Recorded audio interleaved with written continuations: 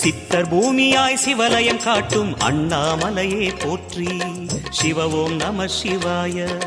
பக்தர் நெஞ்சினை சிவமயமாக்கும் சிவபெருமானே போற்றி. ஹர ஓம் நம சிவாய.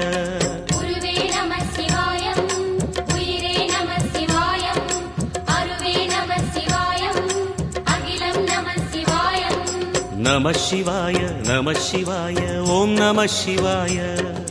நம சிவாய நம சிவாய ஓம் நம சிவாய.